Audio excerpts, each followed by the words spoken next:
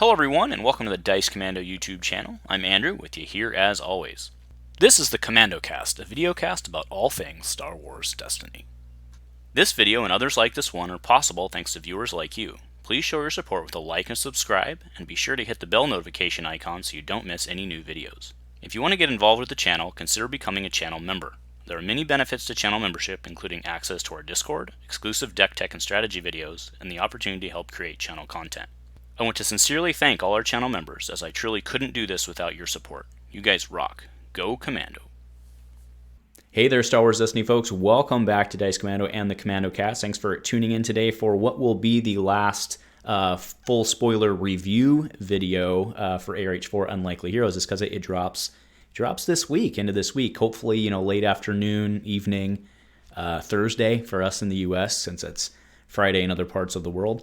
We will see. That's kind of been the tradition, so keeping our fingers crossed on that. But yeah, so today we're going to run down everything from week 4 and beyond, even the stuff that came out a little before this, because like I said, this is probably the last one. If something major drops, I'll do a video on it, and we'll see it this week. But otherwise, just checking in on Friday for a recap of the live stream and the drops and all the takeaways and what we're going to be playing this weekend. And man, it's going to be a heck of a week for us in the ARH Star Wars Destiny land. So let's get right into this.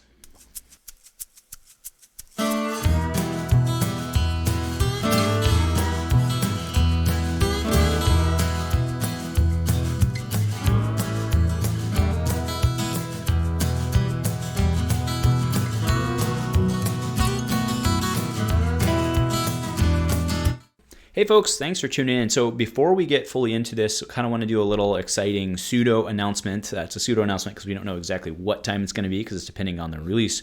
But many of us over at the DC team have been talking about revisiting the release day live stream. So that's the plan anyway. Tune in Thursday night at some point. We'll basically just have an open session. All the DC team guys can log in and log out as they want, and can all let the crazy monkeys out, and we'll go through card by card.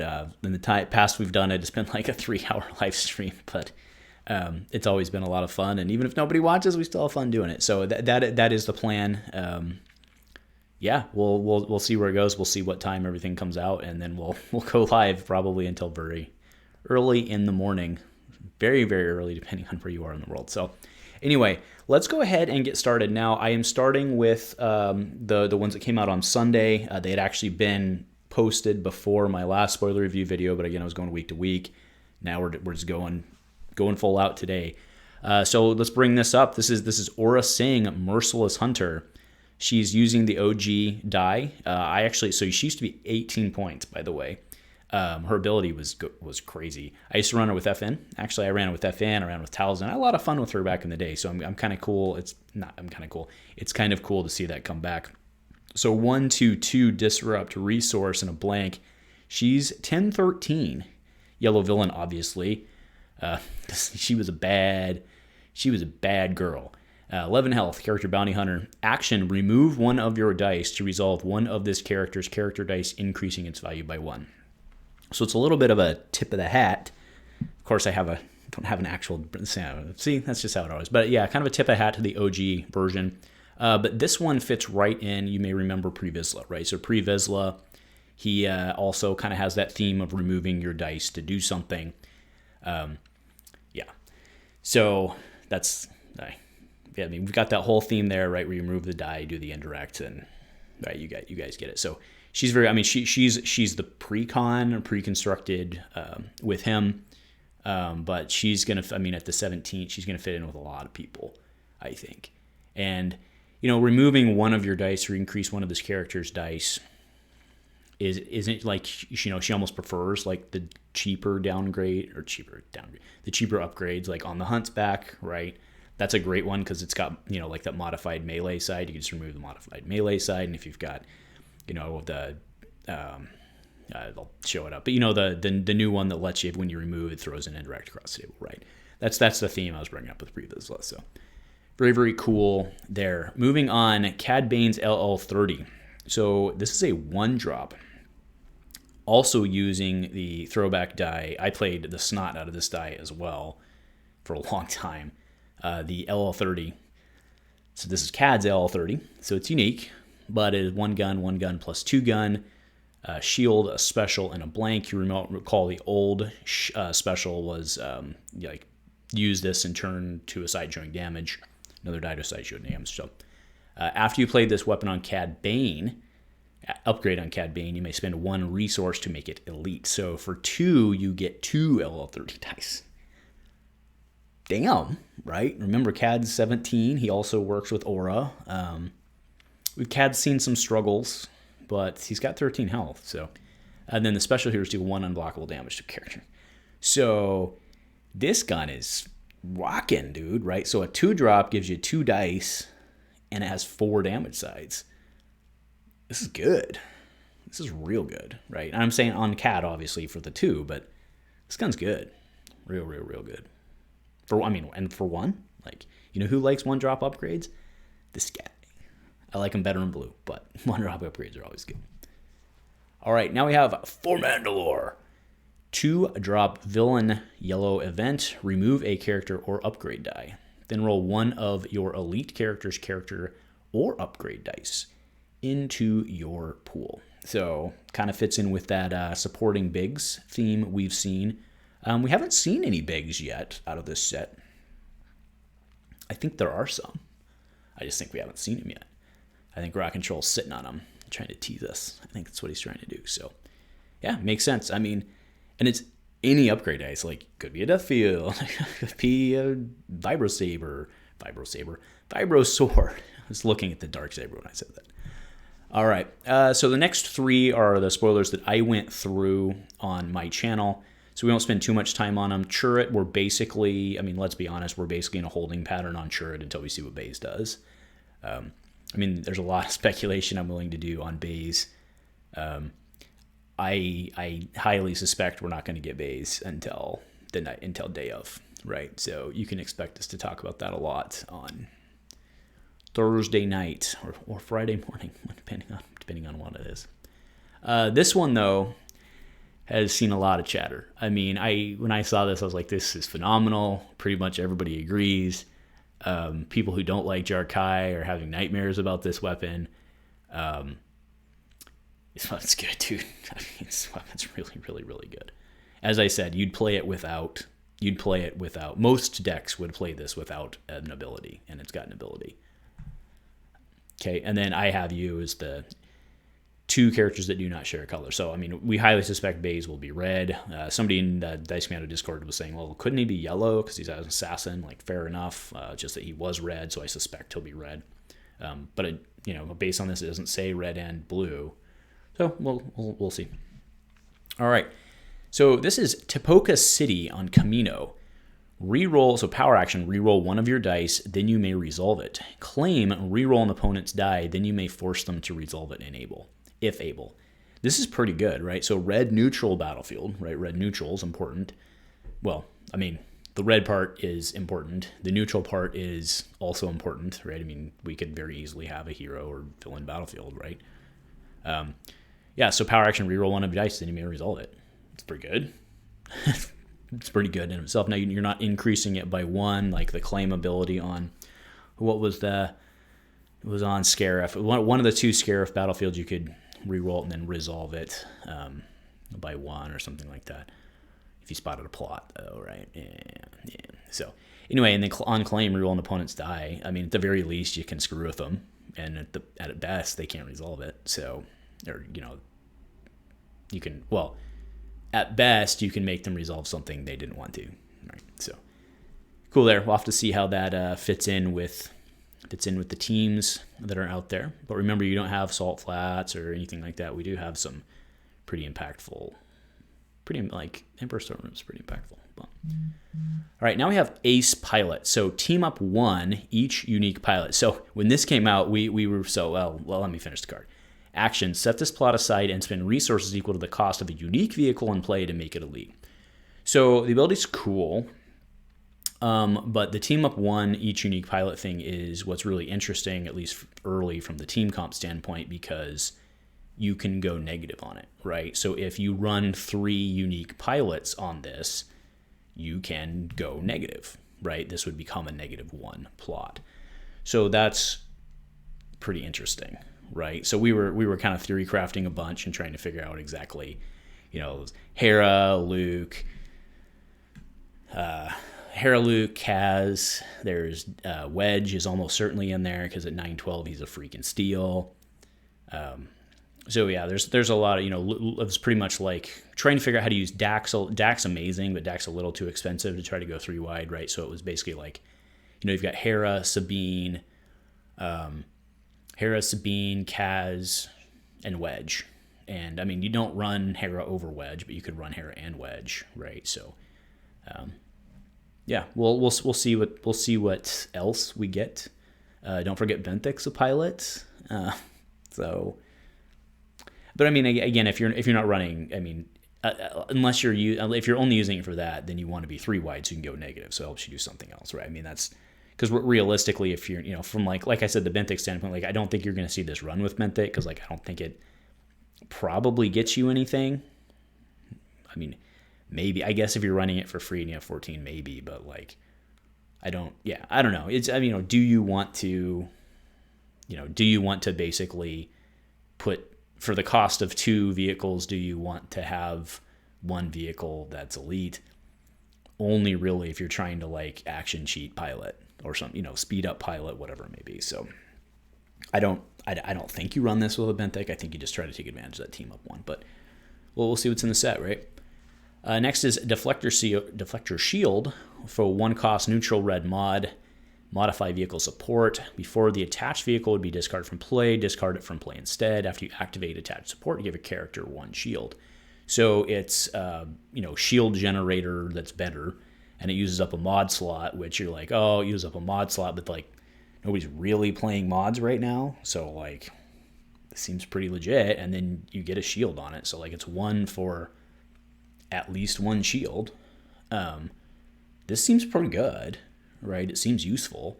Gives you a little protection in the case. Like I said before, do you really want to pay the cost to make something elite? Well, if you can save it the first time it gets done, blowed up, maybe it is worth it, especially if it spews out 2 shields. I mean, yeah, right. All right, so now we're moving into kind of the mill support stuff. So this is the Gozanti Cruiser. It's a gray neutral support vehicle. One thing I noticed right away on this was you see down there in the corner 112. So, and with the way the ordering is done, right, it usually goes like supports and then upgrades come at the end. So we're actually looking at a much bigger set. I mean, that's confirmed just by this. Like, even if there's only, 1 neutral, because there's battlefields and stuff that come after. So you're probably looking at least like a 120 card set, right? So that puts this set a little bigger than what we're used to.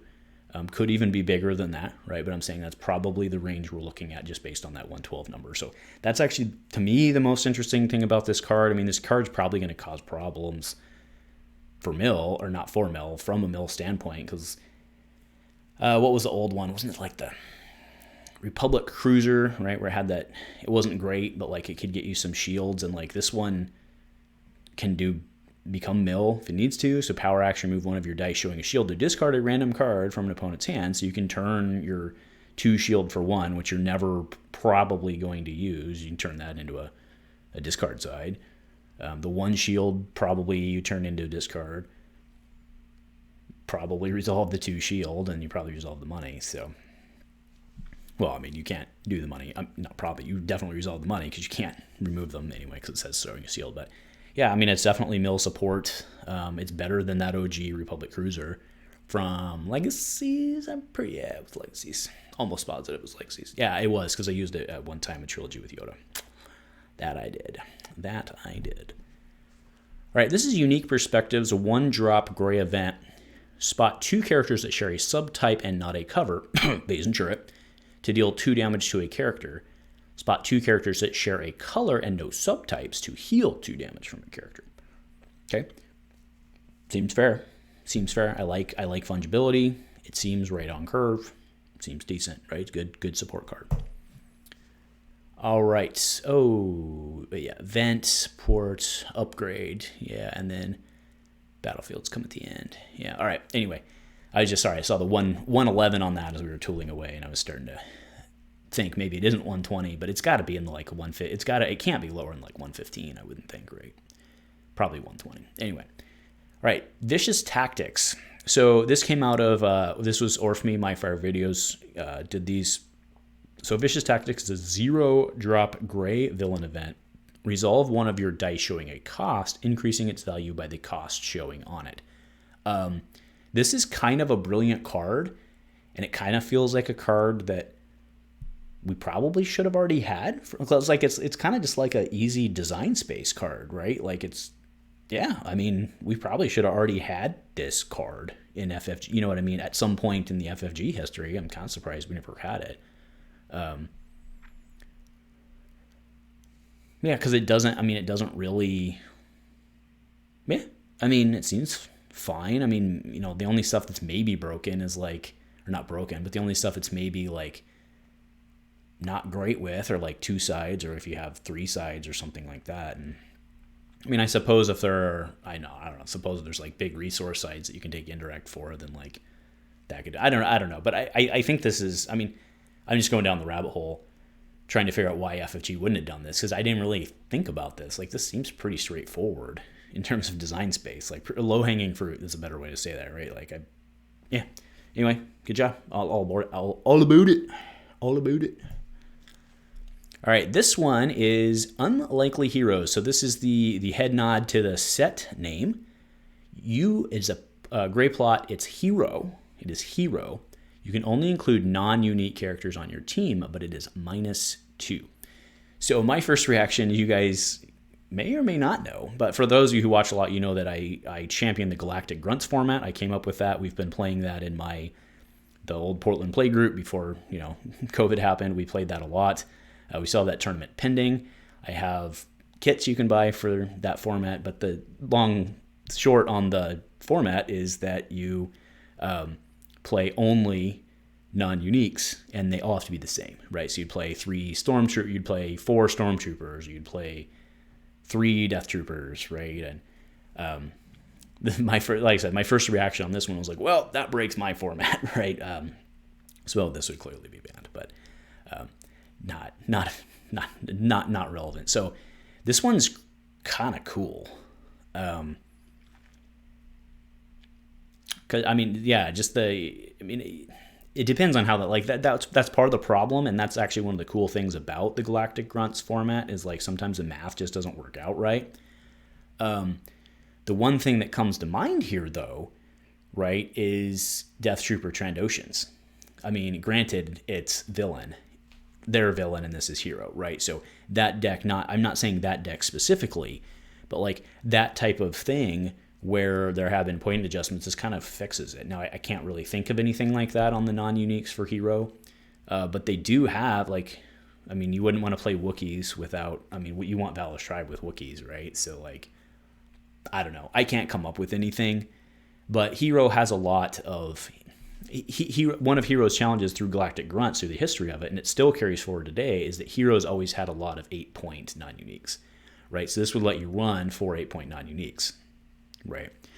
So yeah, I mean, it basically feels like the handicap that Hero needed for their non-uniques to be equal with the villain non-uniques, because villains always had better non-uniques. I mean, not always, but like overall, for the most part, their non-uniques have been stronger. Like, compare a Death Trooper. Like, Death Trooper's better than a Wookiee. He is, right? The Wookiee can do cool things with VT, but like the Death Troopers are better than the Wookiees, and so on. So anyway, and certainly than like the Blues. But yeah, cool. I spent probably way too much time on that, but it's a neat card. I don't think it'll. I mean, well, we don't know. Again, we don't know what will come out. I don't think it's going to see a ton of play, but I think it's a functional card. That's, I mean, people are going to try to build around it. Yeah, for sure. Faux show. And it's gray, by the way. And it's gray. So you can play with any hero, non-unique. All right. Hold fast. Remove one of... So this is neutral gray. Remove one of your non-unique character dice to remove a die. It's kind of that theme there. Sounds good. And that's 110. So we've seen 110. 111 was the last one. The last one was 85. Oh, because it's hero. Dur. All right. Now we're moving into, so I want to give a shout out here. So this is a Nute card. It's very distinct, his very distinct art. You can tell on there. I knew it right away, and I looked down there, and it is indeed Cosmic Nute. So thank you. Now we've seen another piece of donated art, which is pretty sweet. So this is a 2-drop Sentinel lightsaber, 1 melee plus 2 melee shield special blank. After you play this upgrade, give a character 1 shield. Okay. Special, exhaust this upgrade to resolve one of your dice showing a shield without removing it from your pool. Reroll this die instead of removing it. Okay. It's not great, but we'll see how many shield sides we see. One of the questions is like, would you play this in mill? It's like, maybe if you didn't have room, but like, I think if mill has to like play something like this, then like probably doesn't feel good. I mean, it's going to feel great on like a diplomatic protection or diplomatic immunity, right, with Padme. But, probably if they're at the point where they have to play this so that they can get the special, probably they don't have enough stuff. So we'll see. We will see on that. I mean, with all the other stuff that's out, and granted, remember, we lost a bunch of stuff. But we haven't lost Jedi lightsaber yet. That was in Spark of Hope, because we looked that up. We looked that up last time, or a couple times ago, because I couldn't remember, and it is. So I think that plays this. And I don't know. I mean, they're basically the same sides, and I don't know. Maybe. Actually, I mean, I'm kind of talking myself into it. Actually, maybe. It really just depends on. I mean, it is. It's going to depend on how many shield sides you have in your deck, right? I mean, primarily on your characters. That's what's really going to matter here. So.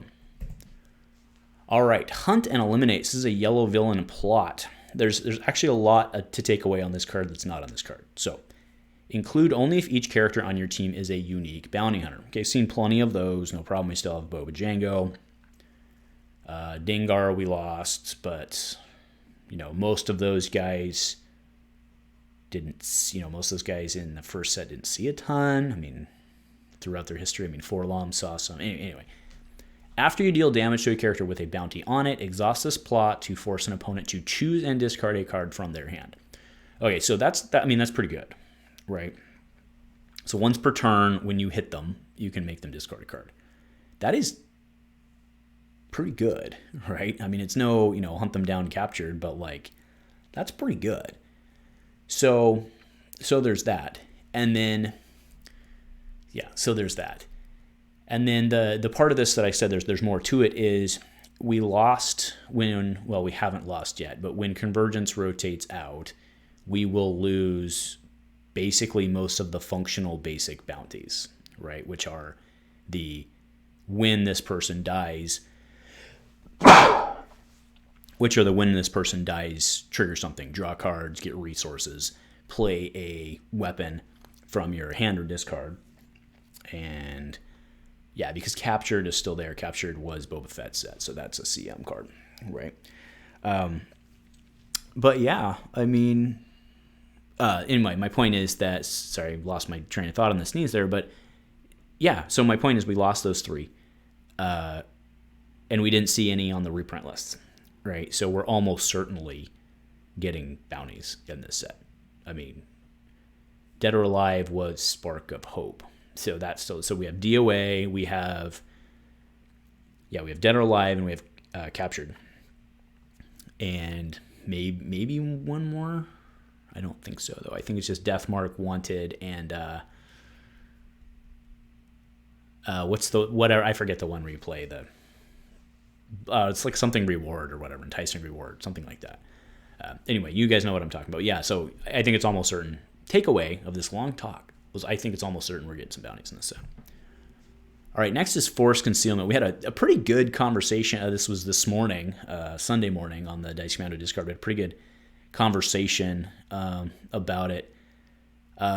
So 1 villain support. It does cost 1, which is important to a lot of the conversation. After you turn or remove an opponent's die, place 1 resource on the support action. Discard this support to play a blue ability or blue event, decreasing its cost by the number of resources on the support up to a maximum of 3. So, I mean, most of us didn't even pay attention to the event part, right? We're talking about the ability. So what's really cool, before we get into the discussion, what's really cool about the design on this is that it doesn't say play 1 of 3 or less for free. It says to play one decreasing its cost by 3. So you can still play one that costs more than 3. You just have to pay the difference by paying resources and by overwriting, even with binds, right? So, you know, the way they came up with 3 for a reason. Now, I think, like, you know, Sith and Inquisitors especially don't really have a problem flipping dice, right? Like, Second Sister, like, that's kind of what she does, right? Oh, well, most of the time she fails to flip, but chooses to fail to flip, but you're not going to be if you have this out. So, I mean, this is the potential on this is pretty good. You know, we were coming up with some combos this morning about how you could, you know, get it in. I think it was Gringo talking about it. Sorry if that's not the right part, but anyway, so the conversation there was, you know, you drop it with Maul, RDM Maul, then you use his power action to play the, you know, motive flipper, right? And then everybody either gets removed or turned to blanks, and then you're full up, and then you can play a 3-drop for free because you don't have any resources at that point. And then, you know, one of the things I brought up was like, yeah, I mean, it certainly works. It's kind of scary. It's like, but you kind of have to have this and something else in your hand. So it takes me back to like the long con card, what is it, Black Market Connections that I was all down about. Like, it's basically just as hard. It's basically just as hard to pull off as for, you know, on a round 1 type scenario, meaning getting everything you need for the combo in your hands. It's basically just as hard. It's basically just as hard to pull off as Black Market Connections without the same payoff because you don't get to tutor. So. Black market. So, and the thing is, like, I think people were like, man, this seems really good. And I was like, I agree it's good, but I just want to point out, like, it's good, but it's nowhere near as good as the Black Market Connection thing, and it's just as hard to do. So,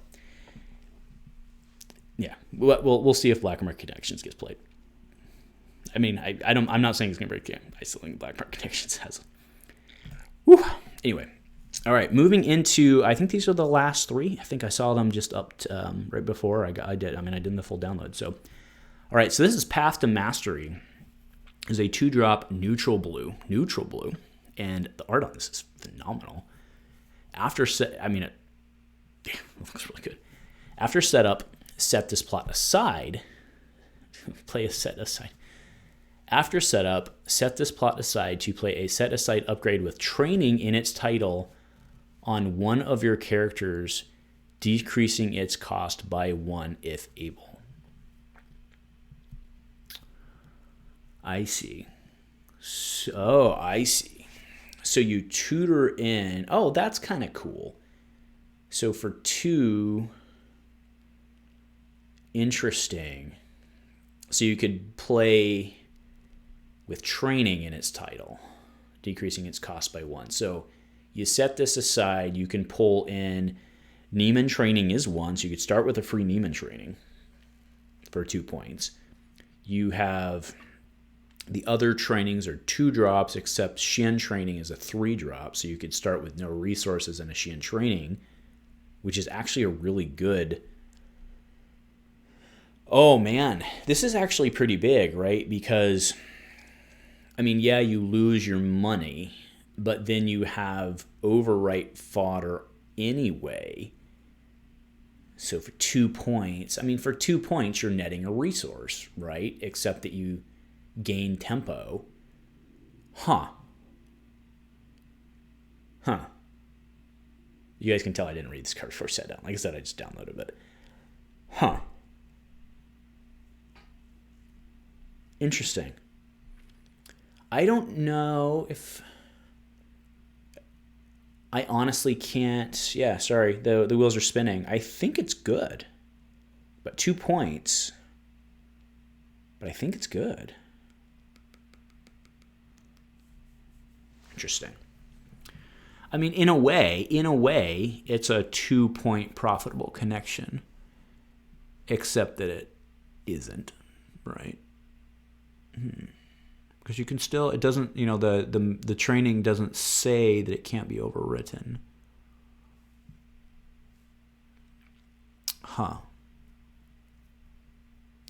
Okay. I think, Okay. All right, next we have Palace of the Jedi. So this is a neutral blue battlefield with a die. With a die. So the die is a focus, a 2 shield. 2 shield was always good on Bendu's. That's pretty good. Resource, special, blank. After you take control of this battlefield, remove its die. Power action, roll this die into your pool. Okay, so it's Bendu's. I mean, it's not, but you know what I mean. Special, move 1 damage from a character to another character. From not to you control. Oh. And it's a move. Oh. That's pretty good. Man, a blue battlefield where you want tempo? That's funny. Blue does normally not do that. Well, that's interesting. Huh. So you have that's pretty good. I don't know. We'll see if blue can find a deck that maintains tempo. 1 damage from a character to another character. Huh. Okay, cool. All right. Now we have a training. Look at that, a training. It's almost like they released those as a plan. All right, so this is Atari Training. 2-drop, 1 melee, 1 resource, special, blank. Blue character only, give a character 1 shield, deal damage equal to half the number of shields on that character rounded up to a character. You may discard this upgrade to play Ataru Mastery from your hand or discard pile on attached character for free. Okay, so a couple of things here. Ataru Mastery will likely be a blankless die. It'll probably have 2 specials, it'll probably have 2 melee sides. It'll probably have like a 2, I bet it'll be 2/2 shield resource special. And I bet the Ataru Mastery will not be half the number of shields. Oh, maybe it still will be, because you don't have to remove the shields to do it. Well, I guess you didn't have to for Ataru Strike.